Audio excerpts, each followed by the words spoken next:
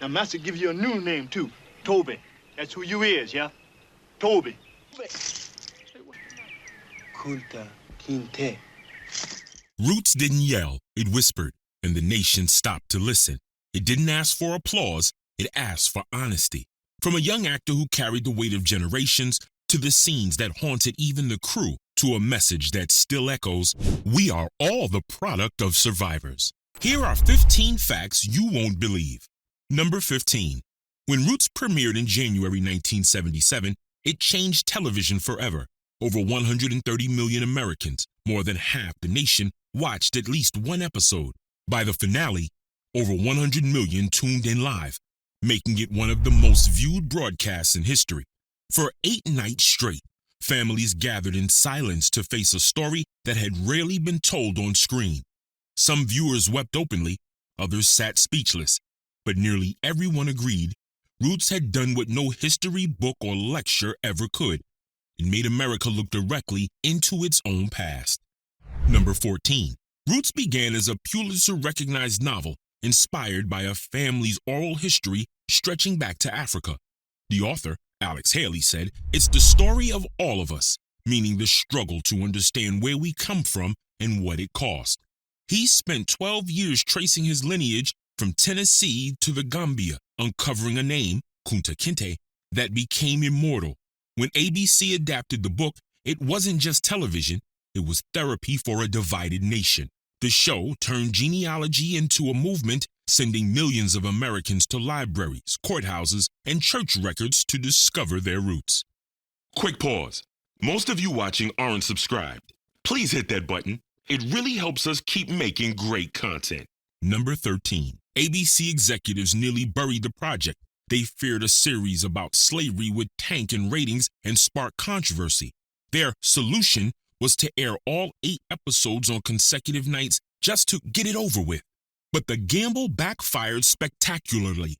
Viewers didn't turn away, they couldn't look away. Word of mouth spread fast, and each episode drew more people than the last. Instead of scandal, Roots became one of the biggest cultural events in television history. It proved that audiences were not afraid of the truth, they were hungry for it. Gonna be your own master. And that's the best part, George, being free. Can't nothing be better than that. Number 12. Roots assembled one of the most gifted casts ever seen on television. LeVar Burton starred as young Kunta Kinte, John Amos as the older Kunta Kinte, and legends like Cicely Tyson, Ben Vereen, Lou Gossett Jr., Madge Sinclair, and Ed Asner filled out the ensemble. Many were already acclaimed actors, but Roots transformed them into symbols. Burton, only 19, said he felt generations of voices in every line. Each performer brought more than talent, they brought history, dignity, and truth. Together, they turned a mini-series into a living monument of courage and survival. Number 11. When producers hinted at softening the brutality in late episodes, John Amos pushed back firmly. He believed the story's power depended on honesty. If you don't show the truth, he said later, you lose the lesson. Amos treated the role as sacred duty, not just performance. He often spoke about drawing spiritual strength throughout filming, knowing he carried the weight of countless untold stories. His commanding presence gave Kunta's later years a quiet defiance that viewers never forgot. Many said his unbroken gaze marked the moment Roots shifted from tragedy to triumph. Number 10. After Roots aired, something remarkable happened. People of all backgrounds flooded libraries to trace their family trees. Genealogy groups reported record growth. Microfilm readers, long forgotten in basements, were suddenly in constant use. Many said the series had awakened a question they never thought to ask: who were my people? For African Americans, it was a reclaiming of stolen history. For others, a bridge to understanding. The series made ancestry emotional, not academic. It taught that history isn't just written in books, it's carried in blood, names, and stories that refuse to die. Number 9.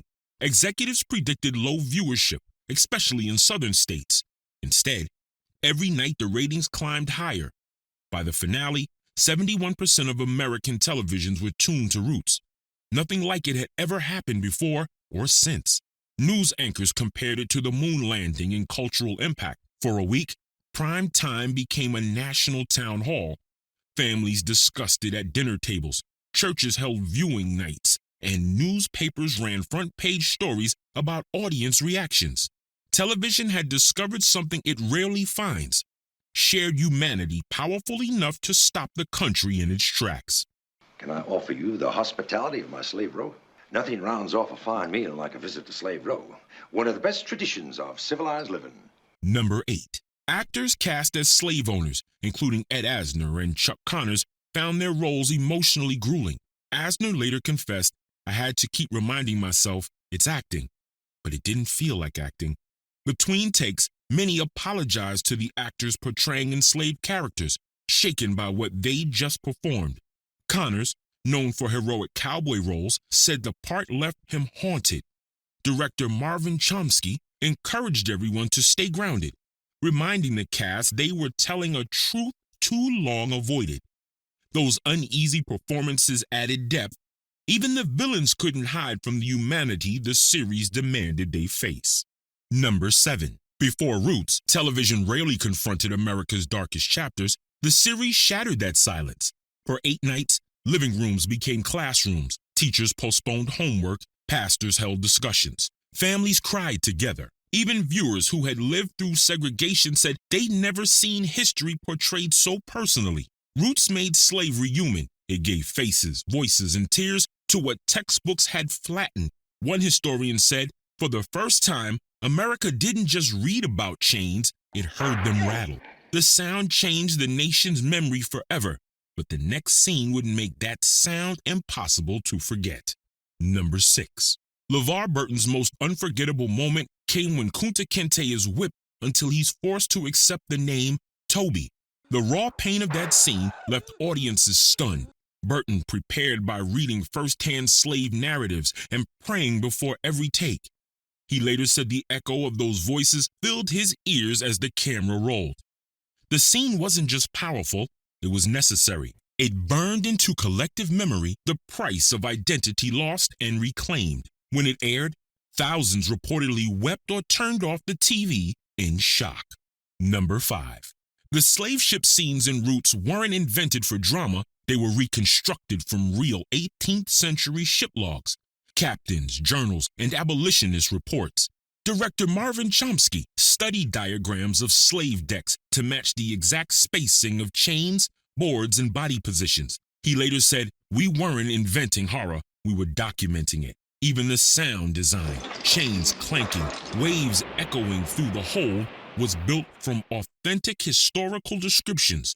The result was a sequence so suffocatingly real that many crew members had to step outside between takes, overwhelmed by the sense that history itself had entered the room. Number 4. To achieve authenticity, the production used replica shackles cast from 18th century originals borrowed from a museum. They weren't props of light plastic, they were real iron, cold and heavy, cutting into skin after hours of filming. Actors' wrists and ankles developed bruises and welts. LeVar Burton refused padding, saying, "I don't want to cheat the moment." Chomsky later admitted the crew debated switching to lighter restraints, but decided the realism was worth the discomfort. The physical pain became part of the performance, an unspoken connection to ancestors who had felt the same metal bite into their flesh centuries earlier. Number 3. For many Americans, especially older generations who had witnessed segregation, Roots opened emotional wounds and offered the first step toward healing. For younger viewers, it built empathy, rarely taught in schools. Families who never spoke about race began to share stories. Letters poured into ABC from people of every background saying, "Now I understand." The series didn't preach, it connected. Roots reminded the country that healing begins with listening and that facing history honestly is not division, it's deliverance. Number 2. The finale showed Kunta's descendants, now free, standing proud on their land. Viewers across America applauded through tears. The weight of centuries seemed to lift as the camera panned toward the horizon. Critics called it the most emotional ending in television history.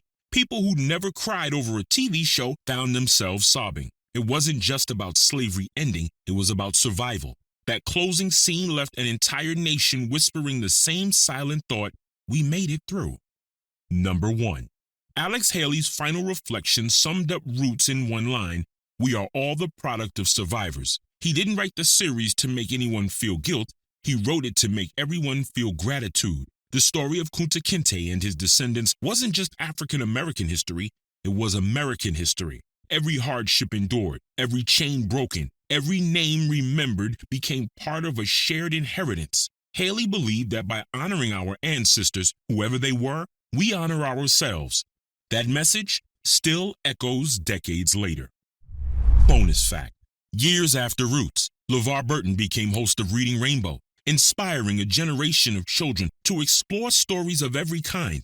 Fans often told him, you taught me my roots, and then you taught me to read. For Burton, it was a full-circle journey, from portraying a man stripped of his name to helping millions discover theirs through books. He once said, if Roots showed who we were, Reading Rainbow showed who we can become. From pain to possibility, his legacy embodies the healing power of story.